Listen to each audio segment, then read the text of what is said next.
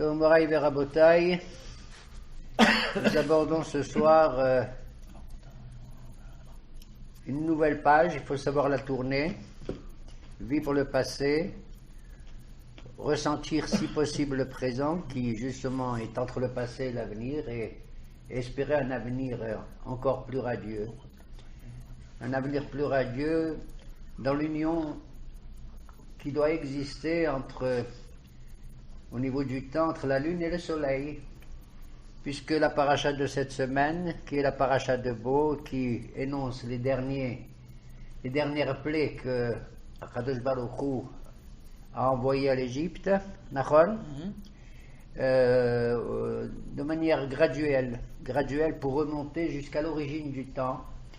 Le verset qui va servir de support de notre réflexion ce soir, au chapitre 12, dans la paracha de Bo, c'est Vaïdaber Hashem el Moshe vel Aaron lemor, Achodesh hazeh lachem rosh chodashim rishon hu lachem lechol chodshei hashana.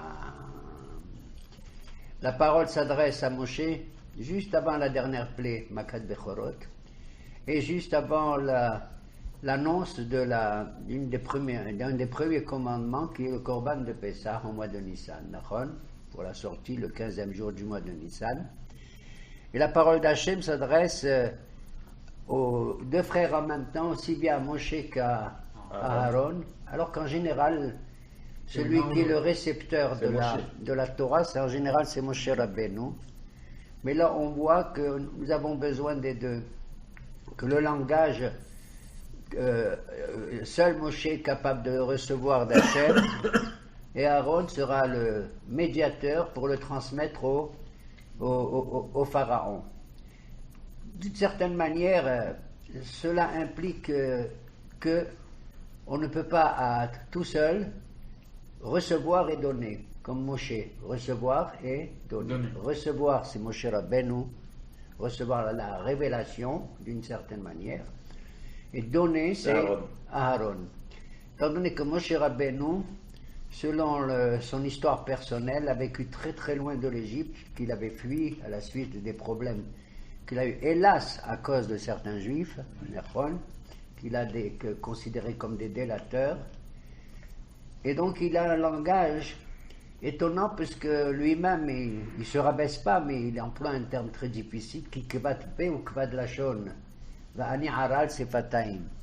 Il refuse devant le buisson ardent de prendre la parole vis-à-vis pas seulement du pharaon, mais même des juifs, puisqu'il a dit là-bas, ils ne vont pas me croire, étant donné que l'aspect extérieur et intérieur de Moshe était loin de ressembler à qui? À l'ensemble du peuple d'Israël, même dans son habit, même dans son langage, véritablement. Il a vécu combien? Il a quitté à l'âge de 20 ans peut-être l'Égypte, il est revenu pour accomplir la mission vers l'âge de 80 ans. Et donc, certains disent qu'il aurait été bégayant, kvad pe ou kvad lachon, mais certains haramim refusent cette interprétation, ils disent non, mon verbe est très, très dur à comprendre, kvad pe, mon verbe est lourd. Lourd sur le plan de la syntaxe, du choix des mots, etc., etc., et sur le plan de la manière de s'exprimer. Dans le langage, il y a les mots qu'on utilise, mais aussi l'intonation qui compte énormément, avec peut-être un bagage culturel qui sous-tend tout cela. Il a même prononcé en disant envoie quelqu'un d'autre, en l'occurrence Aaron. Voilà pourquoi dans cette passou qu'on vient de citer, Akadosh Baruch Hu estime que la véritable manière de transmettre une parole doit être accomplie vis-à-vis de ces deux personnes. Pourquoi? Comme on l'a dit, l'un donne et l'autre prend. D'accord? Et donc, il y a une collaboration. Une collaboration que j'imagine qui est à peu près du même ordre que le temps que l'on doit vivre. Lorsqu'il fait froid, il faut penser qu'un jour on aura chaud. Lorsqu'il fait chaud, il faut penser qu'un jour on aura froid. D'une certaine manière, que le temps que nous vivons, quel qu'il soit, il est l'union, le mariage du soleil et de la lune. C'est le premier commandement que nous recevons ici en Égypte, qui est transmis à Moshe et Aaron, à Chodesh Hazeh Lachem, Rosh Chodashim. Ce mois sera pour vous la tête de tous les mois et le premier de tous les mois de l'année. Rosh et Rishon. Celui qui est ce mois à la tête, pas simplement à la tête et puis fini, mais il sera également à la queue leu, il aura à sa charge le reste des mois. Il aura à sa charge et tout dans ce mois-là en question va véhiculer le reste des temps que vous allez vivre, étant donné qu'un homme ne peut pas exercer sa propre liberté, ce qu'il souhaite faire, s'il n'est pas libre. Or, à ce moment-là, le peuple d'Israël n'est pas libre. Il est asservi totalement à tous les niveaux, Behomer, ou Bilbenim, Ba'aboda Kasha, etc. Il est asservi et donc il ne peut pas créer son histoire. Il ne peut pas être à l'origine, de telle sorte que jusqu'à présent, pendant les 210 ans où vous étiez en Égypte, c'est le temps qui domine l'individu. Je n'ai pas le temps. Attends, il faut faire vite. Non, c'est trop vite. Non, doucement, etc. D'une certaine manière, nous sommes soumis au rythme que la nature, aussi bien d'en bas, que la sainteté, aussi bien d'en haut, nous asservissent. Et la meilleure façon d'exprimer les choses, comme la Torah nous le dit, c'est le Hag HaHerut, c'est-à-dire que Akadosh Baruch Hu va donner maintenant à l'ensemble du peuple d'Israël et à chacun d'entre nous les moyens de faire le programme de son agenda, de faire son curriculum vitae et de savoir qu'il passe, et il n'est pas depuis qu'il est né et puis le temps passe comme ça d'une manière monotone et morne, mais au contraire il faut qu'il ressente dans son présent à la fois le passé et également l'avenir. C'est-à-dire que dans la croissance de l'individu, l'homme, quel que soit son âge, doit toujours se souvenir de son enfance, par exemple. Et savoir que véritablement il y a eu un début à son existence. Et quel que soit son âge, même s'il a atteint un âge assez avancé, de se dire, Be'ezrat Hashem ad mea ve'esrim, que nous souhaitons ici ce soir particulièrement à la refoua chez les mains de notre ami qui est absent, Daniel Ben Rachel, qui en ce moment, Be'ezrat Hashem, a subi une intervention. Nous lui souhaitons tous qu'Akadosh Baruch Hu et Betoch Shar Holé Ammo Israël le fasse sortir de là où il se trouve pour nous rejoindre et que la Torah soit pour lui Meshivat Nafesh, restaure un peu sa vie et son âme. Amen. Et donc, ce qu'annonce ici Moshe et Aaron ensemble, parce qu'ils représentent ces deux dimensions, si vous voulez, c'est très important.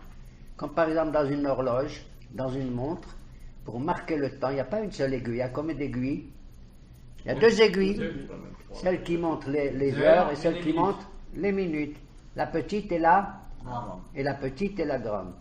J'utilise maintenant de manière spontanée cette image-là pour bien indiquer que une heure c'est quelque chose de plein, c'est quelque chose d'absolument complet.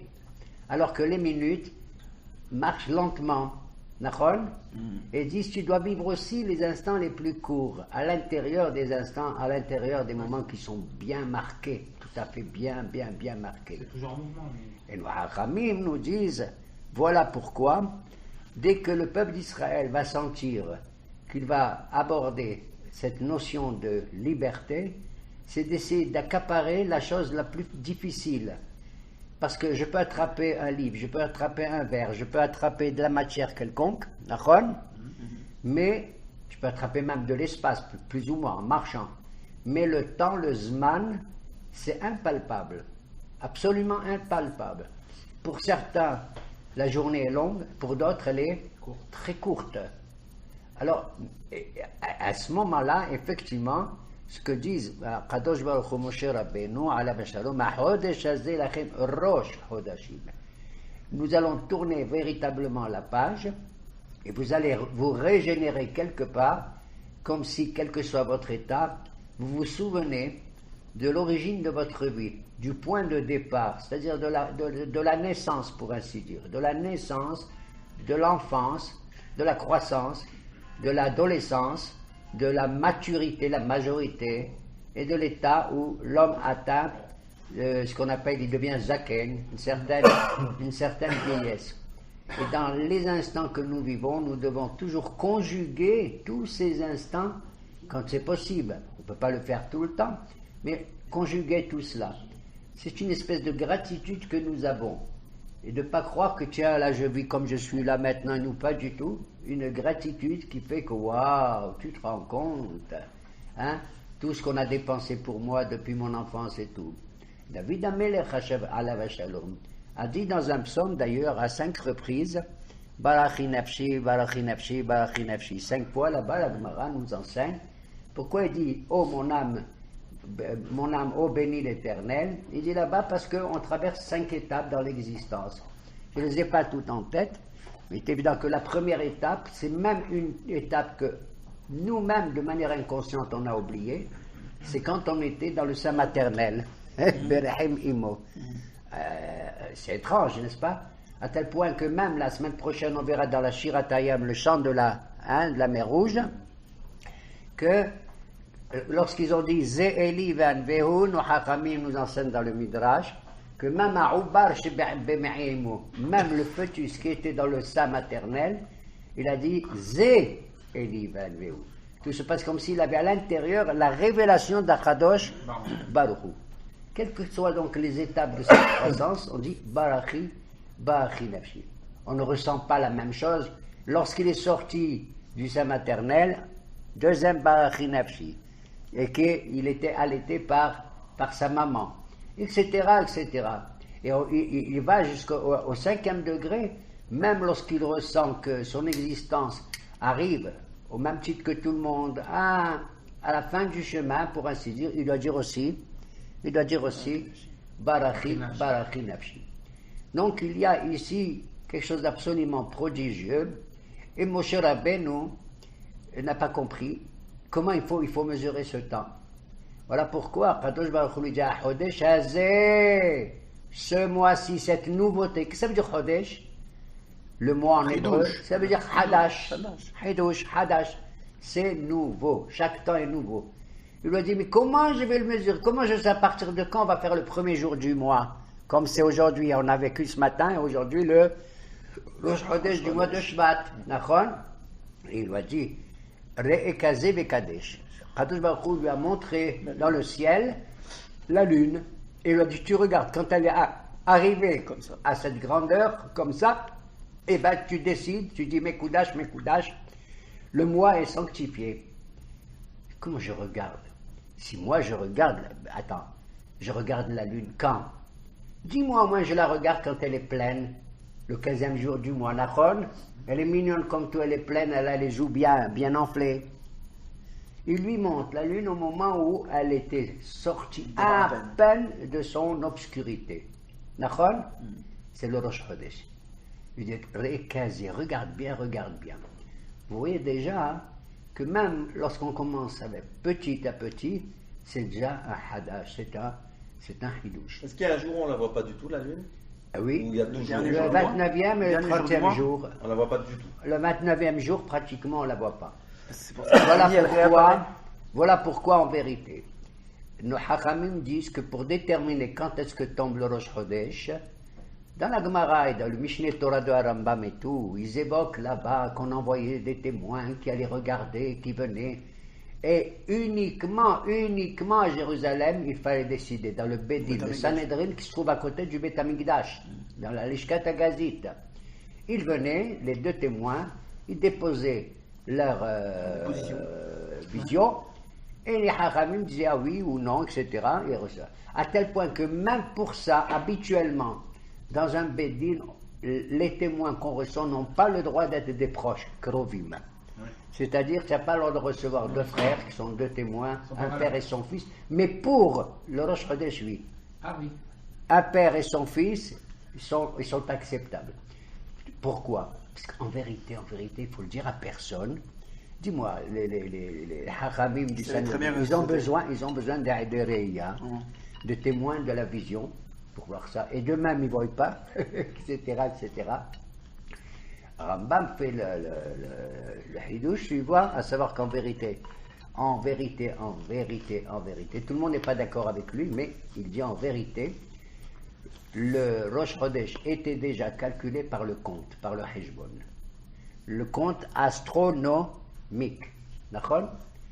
Les Hachamim savaient très bien, mais il fallait pour que la nonciation de du Rosh Chodesh était tellement importante, puisqu'elle va déterminer tous les Moadim qu'il y aura après, eh bien, elle va, d'une certaine manière, cette manifestation des témoins, elle va donner au Tekes, à cette cérémonie, quelque chose d'auguste, de fastueux, pour faire partager au peuple à travers ces témoins que eux aussi, ils comptent dans le temps.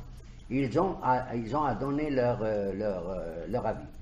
Et seul le calcul du Rosh Chodesh ne peut se faire qu'en Eretz Israël. Qu'en Eretz Israël. Il est arrivé une fois un certain Rav dans la Gemara, s'appelle Rabbi Hanina, le neveu de Rabbi Yoshua ben Levi, qui se trouvait dans un endroit qui s'appelle Pakad, je ne me rappelle plus, à l'extérieur d'Israël, d'un très très grand Hakam, avec ses collaborateurs, et il s'est mis à Aber et à Shana et à Chodesh. Il s'est mis à faire le calcul, il a décidé quand est-ce que tombe le Rosh Chodesh. Ayant appris cela, Rabbi Yehuda Nassi, le maître de la Torah Sheba Alpeh, va adresser deux Talmidei Hachamim qui se rendent là-bas et il leur remet 3 lettres différentes. Ils arrivent, ils disent ah Baruch Haba, oh là là, des Hachamim qui viennent assister à mon shiur et surtout au moment où je vais décider. Ils lui transmettent la première lettre de Rabbi Yehuda Nassi dans laquelle il dit waouh, comme je suis content, toi grand gadol et tout, de recevoir mes disciples pour tes shiurim, mais pour ta lumière et tout. Il est content, et il donne son shiur, et puis il fait l'éloge, et il rend hommage aux 2 Talmidei Hachamim que Rabbi Yehuda Nassi a envoyé.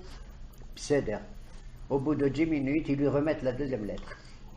Dans la deuxième lettre, ils lui disent, le Rabbi Yehuda Nassi lui dit, tu sais, tu n'imagines pas que tu ne sais plus, tu fais semblant de croire que tu peux donner tous les shurim que tu donnes, mais tu n'as pas le droit de faire le Rosh Chodesh, d'annoncer le Rosh Chodesh en dehors d'Israël.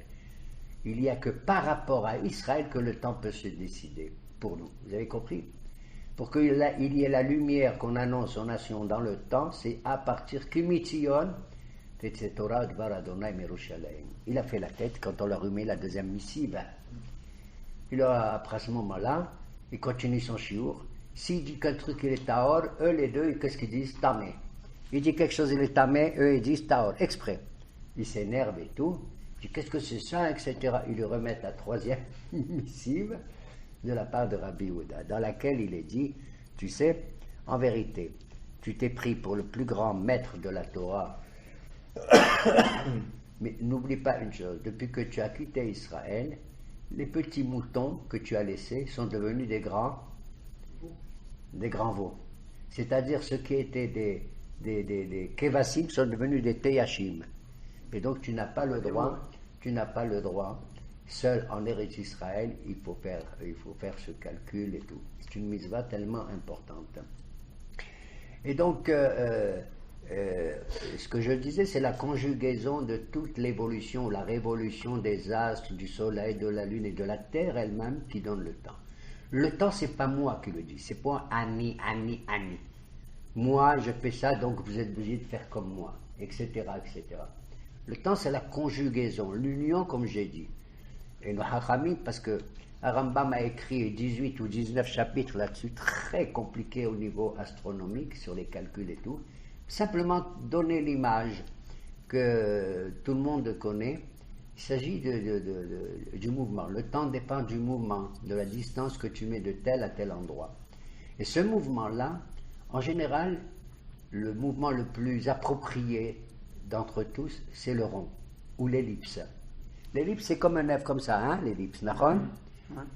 Il dit pourquoi? Il dit c'est la conjugaison de tous les mouvements des rondeurs, que des ronds, du rond que fait quoi? La terre elle-même, d'abord, puisqu'il s'agit de la terre. Qu'est-ce que fait la terre? Elle tourne sur elle-même. D'accord? Elle fait la aura, aura, aura, aura, aura, aura, aura. D'accord?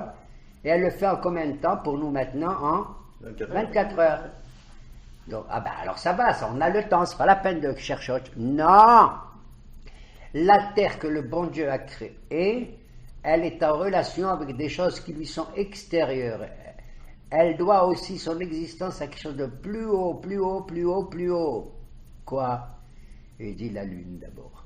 Il dit qu'est-ce qu'elle a la lune? C'est que la terre en tournant, maintenant, c'est la lune qui tourne autour d'elle aussi. Vous avez compris? La lune qui tourne. Mais la lune, elle tourne en combien de temps? Elle a son mois, elle a sa vitesse. La lune, elle met à peu près 29 jours, etc. Voilà. Ah, moins d'un mois de notre mois actuel. Pour 29 et 30 jours. 29 jours, parfois. Ouais. Pas 29 et 30. Des fois, on ajoute. Alors, en gros, 29, et des poussières, comme on dit. Je ne veux pas nous alourdir, parce que même moi, je... Et donc, tu vois, ah bon, c'est ça la vie. Un, il tourne, et l'autre aussi il tourne autour, etc. Tu tournes autour de moi. Voilà, ça y est, c'est terminé. Il dit non, le temps, il dépend aussi, pas seulement de la Terre qui tourne sur elle-même et de la Lune qui tourne autour de la Terre, il dépend aussi du Soleil. Et qu'est-ce qu'il fait le Soleil? Il ne bouge pas le Soleil. Il est comme ça, il rayonne de tout temps, de tout temps, de tout temps, de tout temps, le Soleil. La Lune, peut-être qu'elle est cachée, vous êtes d'accord? Le Soleil, on n'a jamais vu un Soleil qui fait la tête, comme on dit chez nous, hein? Et qui diminue. C'est l'éclipse. Alors, le Soleil, lui, parce que c'est maintenant, lui, il est là comme ça, il s'impose. J'adore cette image de ce passouk de David Ameler, comme un hatan qui quitte sa roupa, pour ainsi dire. C'est la terre maintenant qui, elle, tout en tournant sur elle-même, et tout en voyant que la lune tourne autour de lui, d'elle, tourne, elle, maintenant, autour de qui? Du soleil. Et en fonction des tours qu'elle fait, du tour qu'elle fait, elle va vivre les 4 saisons. Elle va vivre le printemps, l'été, l'automne et l'hiver. On peut définir en gros, à travers le froid, la chaleur, les pluies, etc., qu'on peut définir en gros ce qui arrive dans l'existence et dans le vécu de chacun d'entre nous. C'est comme je disais tout à l'heure, il y a l'enfance, il y a l'adolescence, il y a la maturité, et puis il y a la vieillesse. D'accord? Et donc, c'est la conjugaison, encore une fois, je me répète parce qu'il faut se répéter pour comprendre, eh bien, c'est la conjugaison de ces 3 choses-là qui font que. Bon, ben ça va, c'est terminé. Ok, bon. Très bien. Non!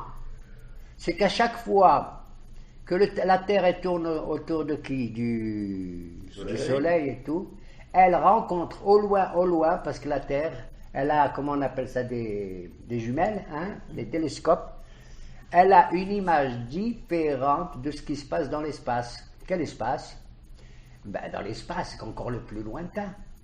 Qu'est-ce qu'il y a dans l'espace le plus lointain? Ben, les étoiles. Hein, elles ont l'air de rien du tout, tu as l'impression qu'elles foutent rien du tout. Elles comptent dans le temps. Qu'est-ce qu'elles comptent dans le temps?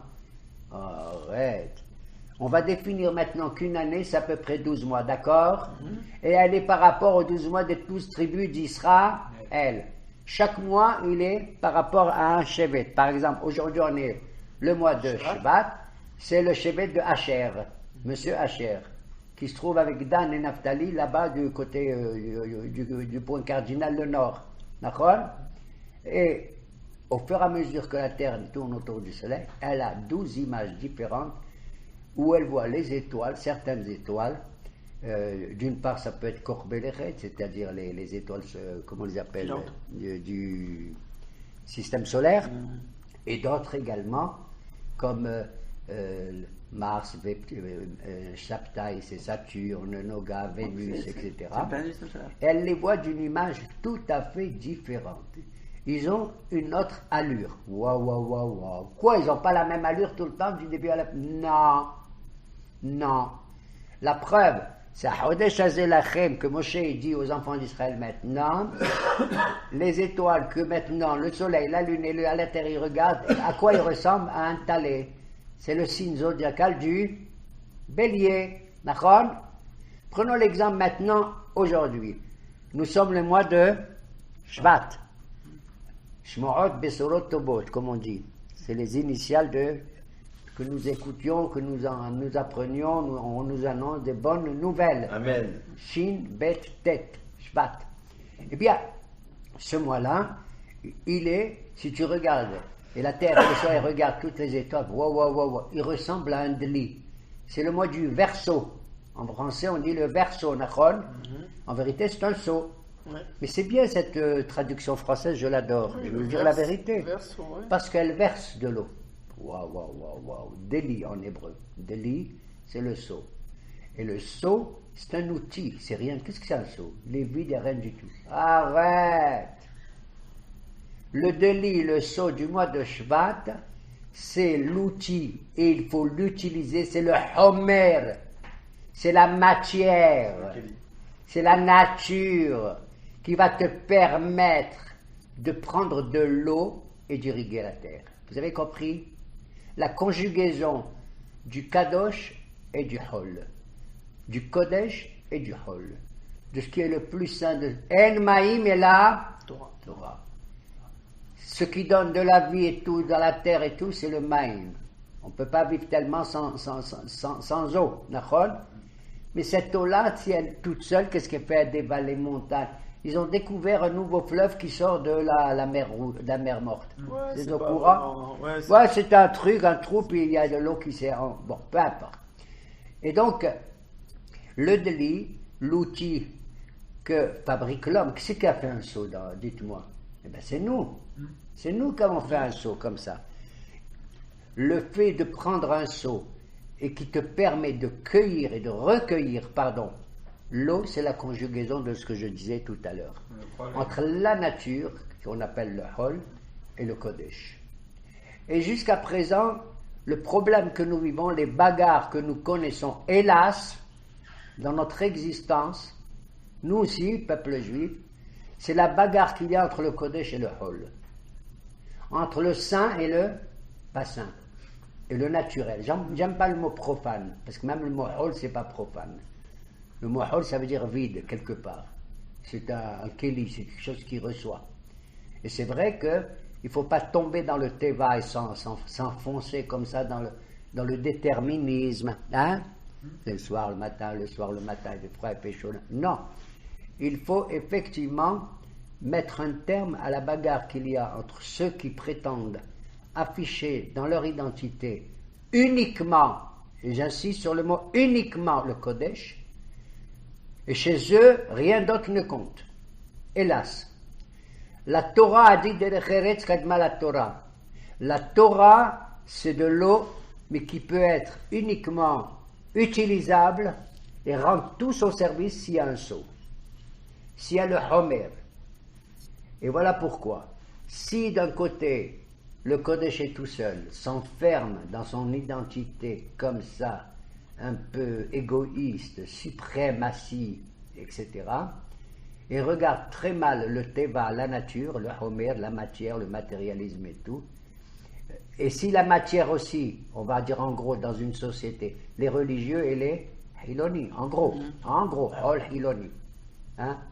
Eh bien, parce que moi, j'ose pas dire, je ne veux pas faire du mal, j'appelle pas ça des Hiloni aussi, je les appelle des Holani. Mais ils sont aussi Holani que les autres. Si chacun s'enferme dans sa muraille, à ce moment-là, c'est un combat qui jamais ne finira. Jamais. Il y aura toujours des murailles, des masques qui vont empêcher les uns et les autres de comprendre. Voilà pourquoi nos Hachamim nous enseignent que même dans le Teva, c'est vrai qu'il est fait de beaucoup de tentations, d'aspirations, de désirs, de bouffe, au niveau de la bouffe, tout ce que tu veux, et qui nous contraint à faire tel et tel Yetzerara, comme on dit, mais on ne sait pas qu'à l'intérieur de ce Teva, il y a le Kedusha. Il y a une étincelle de sainteté qui aspire à monter parce qu'elle est enfermée en prison comme les Juifs qui étaient en Égypte, comme les Juifs qui étaient en esclavage. La Kedusha, elle est libre, elle fait ce qu'elle veut et tout, même si elle vit dans une maison qu'elle s'en fout, comment elle est, tout ce qui compte, la teure. Non, dit le Teva, non, dit la Kedusha qui est enfermée, la petite Kedusha, la toute petite sainte qui est enfermée dans la matière et tout, et qui dit, je veux être libéré et tout. Moi aussi je compte, et je compte énormément, Et entre les deux, il y a toujours eu la bagarre. Pourquoi je dis ça? Parce qu'il y a un midrash très connu, très célèbre, que vous savez que dans les temps futurs, c'est un machal, hein, bien entendu, il va y avoir deux gigantesques animaux qui vont se faire le combat. Deux animaux énormes, c'est le Léviathan, qui est au fond des mers, Vous avez compris qu'il est au fond, que ça veut dire au fond, hein? Au fond de la nature. On ne le voit pas. Il est dans Mesulotiam, dans les, comment on dit, les soubresauts de la mer, comment on dit?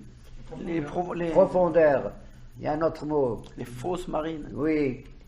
Et il y a un autre animal gigantesque, on appelle le shorabar, le taureau sauvage.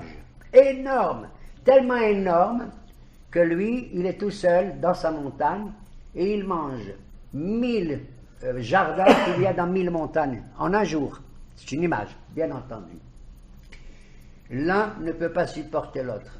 Ils sont enfermés chacun dans leur domaine, mais il y a un moment où il faut qu'ils s'affrontent, où il faut qu'ils se regardent, ou faire la paix ou pas. Ils ne se font pas la paix. Et c'est ça le problème. Ils combattent l'un contre l'autre.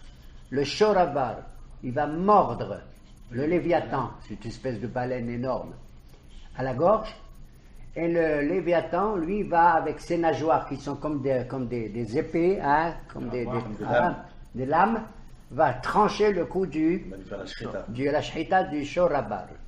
Et ils vont mourir ensemble.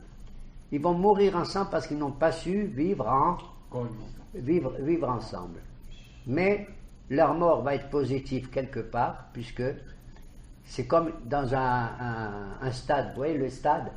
Et vous voyez les comment on appelle ceux qui regardent là? Les spectateurs sont assis. Et les spectateurs qui sont assis, qui assistent à ce combat, c'est ce qu'on appelle les tzadikim. Quels tzadikim? Il y en a qui disent tzadikim benonim, les justes comme ça, moyens. Et d'autres disent, non, tu rigoles, c'est les justes moyens que tu appelles les justes moyens, que moi j'appelle les tzadikim gdolim, les grands tzadikim. Et quel est le problème? C'est que maintenant, eux seuls vont être capables. Ils vont être capables, eux seuls, une fois que le Léviathan et le Shorabar vont être sacrifiés en eux-mêmes, ils vont manger de cette viande. Et d'ailleurs, il y a Rahaman ou la Tsukotof dans le Birkat Amazon. Yakim lanu et Tsukat David Anoufelet, veitel. Pour Sukkot. De profiter. Les Akanou, les chefs de Sukkot, Rosh Leviathan. Rosh Leviathan, ça veut dire de manger, de manger cela. C'est-à-dire que les deux en même temps. D'en faire les. Avec la carcasse de Sukkah et avec la chair, on va distiller notre esprit. Avec la peau du Léviathan, on va faire des soukottes, etc. Et bon, un tas de trucs comme ça. Alors donc, on voit ici, si vous voulez, que cette notion du temps, c'est de savoir lutter contre le languissement des choses, contre la précipitation des choses, contre les contradictions qu'il y a, Et là, pour ainsi dire, un mot encore sur le mois de Shvat. Le mois de Shvat, c'est que c'est le dli, comme je dis, c'est le verseau. Et chaque mois de l'année, je vous ai dit, c'est par rapport à Asher, et c'est par rapport aussi à un organe du corps, par exemple. L'organe du corps, par exemple, le mois qui est passé, le mois de Tevet, avant-hier, c'était le Kaved, c'est le foie, qui est plein de sang. Un mois très très dur, le mois de Tevet. Le mois de Shvat, c'est le Kurkevan. Le Kurkevan, c'est plutôt un terme on applique plutôt aux oiseaux. C'est le jabot, le gésier. Moi, je vais dire en gros le gosier. Kurkevan. Et c'est ce qu'on appelle l'ekata. C'est-à-dire comment avaler les choses. Vous avez entendu? Ouais. Comment avaler les choses dans l'organe humain. C'est incroyable, ma mâche incroyable, mais vrai. Et que bon, les mots, le sophétébol, c'est Hamir, Yamir, Yamir, non, le nom de Dieu aussi est affiché d'une autre manière, un éclairage différent. Puisque Yud Kevav, il y a 12 permutations par rapport aux 12 mois de l'année. Donc il y a un visage différent que l'année nous montre. Grâce à qui? Grâce à Hadash, Hodesh. D'accord? Mais ce Hodesh-là doit être marié avec le soleil, comme je l'ai dit. Et avec l'espace le plus lointain. Et ceci, on le sent quand? Au moment le plus dur, c'est-à-dire maintenant. C'est quoi le moment le plus dur? Pourquoi je dis c'est le moment le plus dur maintenant, le mois de Shvat? L'hiver. Absolument. Le cœur de l'hiver. Absolument. Absolument. C'est pas le cœur. C'est le moi. On commence à voir le. Pour tout Mishvat. On Ouais. est dans un, on est vraiment là, comme ça, dans cette histoire de Delhi. Et nos Hachamim nous disent, c'est pendant le mois de Shvat, même s'il y a des nuages, pour ceux qui sont capables de voir au-dessus, Comment des ça va la nuages, Géoula? au-dessus de ceci, de ci, de cela, hein, ceux-là, qu'est-ce qu'ils voient? Ça y est. Ils voient que le mot Delhi, en valeur numérique complète, c'est-à-dire Dalet, Lamed et Yud, mais Bemilouo. Dalet, ça veut dire Dalet, Lamed, Tav, Lamed, Mem, Dalet et Yud, Yud va Dalet, ça vaut 528 en tout. Il dit alors, qu'est-ce que fait? Bon, chaque chiffre, il a sa valeur et tout, d'accord. Et il dit, c'est pour te montrer que c'est pendant maintenant le mois de Shvat qu'on va dépasser beaucoup plus haut, ce que j'ai dit sur la terre, la lune et le soleil et les astres, hein, les astres, hein, comment on les appelle, les signes du zodiaque, d'accord? Beaucoup plus haut, au-dessus de tout ce qui manifeste ce temps qu'on peut mesurer astronomiquement, il y a un temps qui rappelle l'éternité. C'est lequel? Il dit c'est le Galgal Hashmini. C'est là l'orbite la plus haute qu'on appelle la 8e orbite, Galgal. Et si tu fais Hashmini 8, à la 8e, il y a 8 orbites, et la 8e, si tu fais le calcul, le mot Galgal, c'est combien en valeur numérique? 66. Gal, Gimel Lamed, Gimel Lamed. 8 fois 66, c'est combien? 528. Vous avez compris? On est vraiment... Regardez ce petit saut de rien du tout, comment il fait un saut très très haut. Je vais conclure, si vous voulez, en vous disant que c'est un rapport avec la paracha de cette semaine. C'est un rapport. Un nouveau temps s'ouvre, une nouvelle histoire. C'est la véritable libération de Mitzrayim qui vient du mot Metzar. Metzar, c'est un détroit, Nachon. L'étroitesse, Mesdames Metzar, Paratia. L'étroitesse, sortir de son étroitesse personnelle. Et que Moshe il regarde Aaron et Aaron il regarde Moshe, je deviens dingue. Parce que dans cette paracha, une fois il dit Hu Moshe et Aaron, et une autre fois il dit Hu Aaron ou Moshe. D'accord ou non? Voilà. Je vous envoie, tu sais qui, Moshe Aaron? Waouh, Moshe le premier, hein? Pas du tout. Hu Aaron ou Moshe. C'est Aaron et Moshe. Une fois Moïse avant Aaron, une fois Aaron avant Moshe. Et ils se regardent les deux. Et pour la mitzvah de ici, le Zohar HaKadosh et d'autres, je ne sais plus qui, ils disent pourquoi le bon Dieu maintenant, pour cette mitzvah qui est la première qu'il donne aux Juifs, Rashi le rappelle là au début de Bereshit, hein, Amar Rabbi Yitzhak, etc. Pourquoi la Torah elle commence par la création du monde, etc., etc. Elle aurait dû commencer par le passage qu'on étudie maintenant, c'est pour montrer que c'est vrai. Mais qu'est-ce que tu veux que je te fasse avec les nations du monde? Ils vont dire qu'est-ce qu'ils foutent les Juifs dans le pays d'Israël. Tu te rends compte qu'est-ce qu'on fait ici, nous, dans le pays d'Israël? Nous, le peuple d'Israël, qu'est-ce qu'on fait en Israël? Dis-moi, ça t'est arrivé de dire qu'est-ce qu'ils font les Français en France? Qu'est-ce qu'ils font les Anglais en Angleterre? Qu'est-ce qu'ils font les Russes en Russie? Et tu dis qu'est-ce qu'ils font les Juifs, les Israéliens en Israël? Bémet, ça va pas, non? Alors, il faut regarder Moshe, Aaron et Moshe. Pourquoi j'ai dit cela? Oui, c'est de remonter le plus loin possible. On doit avoir une mémoire folle, extraordinaire. Ne pas oublier l'origine. Voilà pourquoi les 10 plaies que Dieu envoie au Pharaon. On dit, pourquoi il envoie Jiplé pour faire sortir les Juifs? Dis-moi, le bon Dieu, il ne peut pas en darba, un seul coup, il donne un coup sur la tête de Pharaon et de tous les... Oui ou non? Une seule plaie, direct Makat Bechorot, et puis c'est terminé. Il l'avait annoncé. Il a dit, Béni Bechori Israël. Il faut remonter dans le temps. Le premier-né, celui qui est sorti le premier dans la pensée divine, c'est toute l'humanité. Mais à l'intérieur, comme dans le corps, il y a la tête, il y a le cerveau, il y a tout ça, il y a le cœur, Nachon, il y a la Mahashava Bereshit, Kodesh Israël, l'Adonai Reshit Tevoatu. Il y a plusieurs débuts, et concernant le début de la création du monde, même avant la création du monde, la pensée de créer Israël pour qu'il fasse sa mission, pas pour qu'on se prenne pour n'importe quoi, Zahmel, peuple élu, avec des discours un peu que je n'aime pas du tout. Qui crée plutôt du racisme à notre rencontre, à notre égard. Mais c'est pour dire quelle est notre mission. Comme un père, il a une mission par rapport à ses enfants, une mère par rapport à ses enfants, un grand-père, etc. Nachon? Chacun la sienne. Voilà. Alors, en un coup, il aurait pu. Il a dit non. Tu sais pourquoi il a dit non?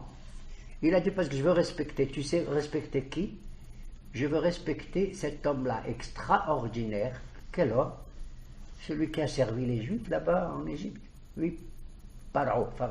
Quoi? Oui, Pharaon. D'ailleurs, vous savez, on a vécu ça dernièrement, que si tu rencontres un roi juif, tu dois faire une bracha, et si tu rencontres un roi goy, tu dois faire aussi une bracha. Baruch Sheh Nathan Mikvodo le Basar Adam. Nachon? Respecter le pouvoir. D'ailleurs, il a dit Hachem à Moshe, fais attention, même quand tu lui parles, tu lui annonces les plaies, ne dis pas les plaies vont te casser la gueule, dis elles vont casser la gueule de tes serviteurs. Parle comme ça, fais attention. T'as compris? Oui, Et Moshe a toujours parlé avec beaucoup de précaution au pharaon. Alors Moshe dit, mais envoie tout, depuis que tu m'as envoyé, il n'y a que des problèmes avec les Juifs, les pauvres, ils sont asservis encore pire. Il lui a dit, oui, tu vois, regarde, je tiens compte aussi, parce que tu sais, le type que j'ai en face de moi, Paro, je veux qu'il soit totalement, qu'il accepte. Il ne suffit pas de libérer quelqu'un et de tuer l'ennemi. Non. Il faudrait qu'il y ait une union totale entre le peuple d'Israël et l'autre. C'est-à-dire que le pharaon accepte, pas simplement parce qu'on lui envoie sur la tête quelque chose, qu'il accepte par son intelligence, par toutes ses capacités, le but que je me suis fixé. Voilà pourquoi, progressivement, je monte de la terre à la lune, de la lune au soleil, de le soleil aux étoiles et des étoiles à la 8e galga, 8e orbite et tout. Je commence par Dan, Sephardia, Kenim, Arob, Deber, Shahim, Barad, Hocher, Arbe, Hocher, Makat, Bechorot, comme nous chantons tous ce soir de Pessah. Pessah, puisque c'est la mitzvah qui va suivre à Chodesh Hazeh, et il dit comme ça. Je voudrais lui faire comprendre, comme il est écrit dans la paracha, qui Ani Hashem, je suis l'Éternel. Ani Hashem bekerev haaretz, au milieu de la terre, ve'en kamoni bechol haolam. Et il n'y a pas comme moi. Et voilà pourquoi je vais progressivement toucher le Nil avec le sang, après les grenouilles, après les kinim, les poux, les fourmis, tout ça, etc. Et je remonte. Et je dis, Pharaon a dit, dites-moi les Juifs, en quoi vous êtes différents de nous? Vous dites, Benou Bechoré Israël, tu m'as dit ça, Moshe. Il lui a dit, oui, tu sais pourquoi? Parce que nous, quand même, on a une ascendance extraordinaire. C'est Abraham, Yitzhak et Yaakov. Et alors?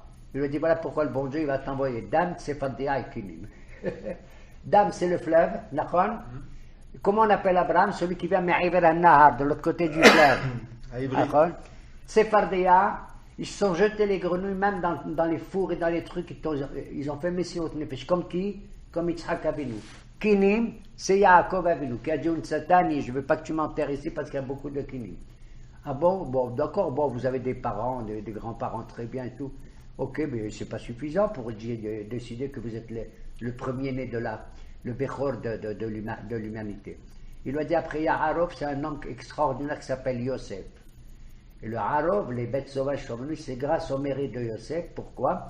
Parce que Yosef, il a reçu ses frères, il les a installés dans le pays de Goshen. Et les bêtes sauvages ne sont pas là à Goshen. Bon, alors, Deber Shehin Barad, il lui a envoyé le bon Dieu, la peste, les pustules et et la graine. D'accord? Il a dit, bon, d'accord, très bien, te patriarche, Abraham, Isaac, Jacob et Yosef, ok, très bien, ok. Ouais, bon, il lui a dit, et tu sais que il y a eu 3 étapes dans l'existence du monde à l'origine. Au début, juste après Adam et juste après Noah. Qu'est-ce qui s'est passé?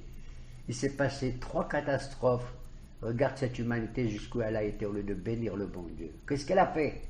Ben cette humanité, elle est arrivée à faire le déluge, à exciter le bon Dieu qui envoie le déluge. La deuxième, c'est la tour de Babel, et la troisième, c'est Sodome et Gomorrhe. C'est-à-dire les 3 péchés cardinaux qui sont Gilui Arayot, Shfichut Damim et Avodah Zara. Et Avodah Zara. Sodome, c'est Avodah Zara. Gilui Arayot, c'est Maboul. Et Shfichut Damim, c'est. Non, Shfichut Damim, c'est. Avodah Zara, c'est tour de Babel, pardon. Sodome et Amora, c'est Gilui Arayot, l'inceste. Ok?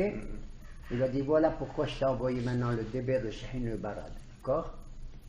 Ouais, ok, bon, mais il faut remonter plus haut, dit le pharaon. C'est pas une raison valable, tout ça, c'est bien beau, c'est comment on dit, momentané, toutes ces histoires-là. Bon, voilà pourquoi. Dans la paracha de Vaïd de la semaine passée, il y a eu 7 plaies, et dans la paracha de Bo, demain qu'on va lire, il y en a combien? 3. Il y en a 3.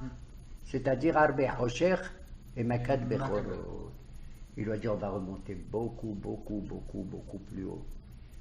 Arbe, les sauterelles, Hosher, les ténèbres, et la mort des premiers-nés remonte très haut dans l'origine du temps, depuis que le bon Dieu a créé le monde. Comment il a créé le monde? Yesh me'ayin. Ex ni ilo. Le yesh, waouh! Qu'est-ce que c'est que le yesh? Le yesh, c'est la multiplicité. Dès que le bon Dieu a créé les étoiles, machin et tout, il y a des milliards d'étoiles. Vous avez compté, vous, un jour, les milliards d'étoiles? Tu sais qui est capable? C'est le yesh. Voilà pourquoi ils étaient nombreux, ils étaient pleins, il y avait beaucoup. Qu'est-ce qui exprime là maintenant le beaucoup du yesh? Arbe, les sauterelles. Quelle est la différence entre le mot arbe et arbe? Il n'y a pas tellement, hein? En gros. Et ce yesh, cette multiplicité de tout genre et tout, d'où elle vient? Elle vient du néant, Aïn. Voilà pourquoi je vous envoie après les sauterelles les ténèbres, Hosher. C'est le Aïn. Le Aïn. La lumière sort des ténèbres aussi. Il lui a dit Pharaon, ouais, d'accord, bon, ça me suit. Tu te rends compte? Un philosophe comme lui, voilà pourquoi il ne lui a pas envoyé une plaie, mais 10. Il lui a dit, mais ça ne prouve pas que dans la pensée divine, dans la volonté divine, quel est le principe premier? Et c'est là qu'il a envoyé Makad Bechorot. C'est le Ratson. Parce que c'est bien beau le Yesh, le Haïn, Abraham, Yitzhak, Yaakov et tout ça. C'est notre histoire. Mais il faut qu'il y ait le Ratson. Il faut qu'il y ait une volonté de faire quelque chose. Sans la volonté, ton travail est beau. Rien du tout. Le mot Ratson en hébreu est traduit selon dans les mikraot en araméen, le Ratsouille. C'est-à-dire obtenir l'assentiment de la première volonté divine. Voilà pourquoi la dernière plaie du prémisse de toute la famille et tout, c'est qui? C'est le Bechor. Voilà pourquoi, et je conclus, juste après cela, toi le pharaon, tu as cru que tu étais le Bechor de tous les temps, étant donné qu'on est le mois de Nissan à Chodeshazé, et que le signe zodiacal de Nissan c'est le bélier, et que le bélier c'est le dieu suprême de l'Égypte. Le dieu suprême de l'Égypte c'est le bélier. Voilà pourquoi moi, je vais dire à tous les enfants d'Israël qu'une des mitzvot qu'ils vont faire pour sortir et de mériter la sortie, pas simplement gratuitement, mais qu'ils ont fait, c'est de manger le bélier. C'est le korban, c'est ça. Et ça va prouver quand ils vont le faire, en mettant dans les poteaux de la maison le sang, les 2 poteaux et dans le linteau, le mashkof et tout, qu'ils n'ont pas peur. Et que moi je vais sauter Pessah au-dessus de leur maison, etc. Et ils ne vont pas le faire comme n'importe quel sacrifice, ce korban Pessah. Ils vont le faire chez eux comme si leur maison était un temple, pour ainsi dire. Il n'y a que dans le temple qu'on peut faire des corbanotes. En Égypte, dans le temple des Juifs, là-bas et tout, il y a un korban. Et ce korban, il faut que tu le fasses qui contiennent son unité. C'est-à-dire la tête du bélier doit être en même temps que son corps et en même temps que ses entrailles et tout. Rosho al kira'a ve'al kirbo. Qu'on reconnaisse qu'il s'agit vraiment d'un bélier et pas d'une girafe, je n'en sais rien. Qu'ils sachent les Égyptiens qu'ils n'avaient pas peur maintenant. Ve'ad'u Mitzrayim ki ani Adonai. Et je ne veux pas que vous mettez le bélier dans une marmite en le coupant en morceaux, dans une marmite, parce que personne ne va sentir. Il n'y a que la maman qui est dans la cuisine qui peut sentir. Non. Tseli Esh, vous allez le faire griller au feu, pour que le riyah, l'odeur, elle aille partout, qu'il le sente et qu'il le sente. Et quand vous le mangez, bihabura ahad, mangez dans une même assemblée. Il ne faut pas qu'il y ait deux assemblées, etc. Bon, il y a un tas de lois concernant comment consommer la Pâque et le Korban Pessah et tout, qui vont dans le sens de l'idée de l'unité, c'est-à-dire vers celui qui est le un, sans avoir après lui quoi que ce soit. Et Amen.